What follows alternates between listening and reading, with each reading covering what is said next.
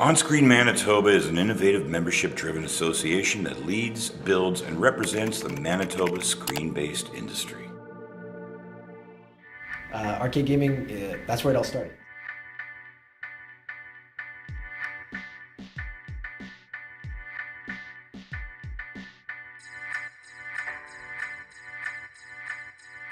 The reason the film is called 100 Yen is because in 1978, when Space Invaders first came out, in Japan, it was so popular. I'm talking like everywhere had Space Invaders, everything. They converted coffee shops to just Space Invader machines.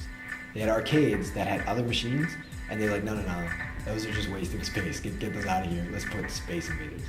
It was so popular that they ran out of 100 yen coins. Like the banks could not print 100 yen coins fast enough. So that's where the inspiration for this film comes from, and it's that idea that a gaming can be so influential and so addicting and so fun that it can change the entire landscape of the an economic world. I mean, it changed entertainment as we know it. There's something about putting a coin into a machine and knowing that if you die, there's consequences.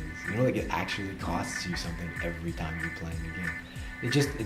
That's why Japanese gamers are so good at what they do, because they care, right? Because it actually matters if they lose, especially in something like fighting games, or even like these world record holders that want to beat the game in one coin, right? Like if they lose a life, it's like hurts, it hurts.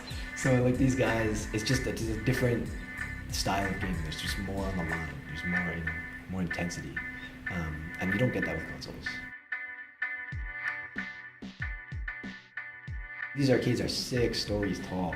Like they're filled with games, and old school games, new games that the screens wrap around you. Like it's got like touch screens. It's got like you're playing with people on the other side of the country because their internet is so insane there. Like just the technology that they've incorporated. They've got trading card games where every time you play, you get a new card, and it can so it's like a Squaresoft game. It's like Diablo meets Final Fantasy, and you have a card that is your character. You put it on the screen, and you actually manipulate the card to change the character in the game. So it's just like they've gone beyond like what arcades ever were either. So what is the next thing? The card one was like that hit about 2004, 2006. That was when it like debuted, and it just arcades again, just right again. Just taking off, revitalized. All new audience, new people coming in, kids, etc. Collecting cards, playing video games, it all meshes well, right? And that's the same thing with like music games. The music genre just did it. The same thing with Dance Dance Revolution. We saw a little bit of it here in North America, with them starting to come back, but then it kind of fizzled out again. So what is next? That's a good question. I'll leave it up to them to kind of, see what they come up with. I know it's going to be crazy, that's for sure. What it is, I have no idea. It started with this question, I guess, like why do arcades still exist? And from that trailer that I released, it really didn't answer the question. It kind of just skimmed the surface of like, hey, these things are around. And then people started reaching out to me. They started saying, hey, I like this idea. Like, yeah, I think you've got something here. Can we help?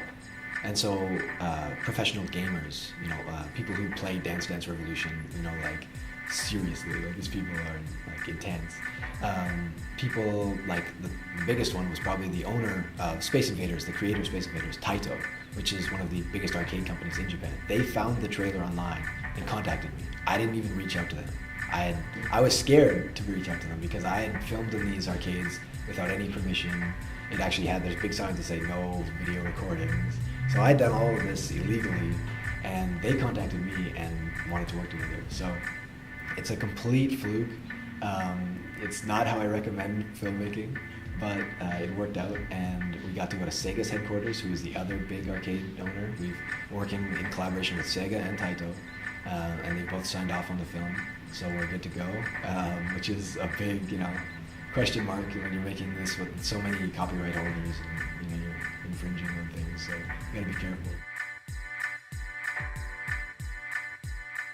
It's very much an educational film. That was my goal, I'd say. It's meant to kind of reintroduce the concept of arcades to the general public. I want people to realize that, you know, this isn't a dead medium. Like, you know, social gaming is huge. I mean, it may be now more so regulated to like cell phones and other devices, but it can still exist in an arcade style format. Insert Coins proves that. I mean, Insert Coins in Vegas is hugely successful, so successful that they've opened a branch in Minneapolis, which is right at our doorstep. So you have access to these, you know, new age arcades that are bars, that are, you know, adult oriented. They're about playing games in a social place that you remember, you know, fondly. At the same time, you can consume alcohol and you can, you know, have fun. You can dance. There's a dance floor. There's, you know, video game music playing in these places. You can really enjoy yourself. So, my goal, I would love to see this play a role in the revitalization of arcades. Whether or not that can happen, you know, we're not there yet, but I think we're heading in the right direction.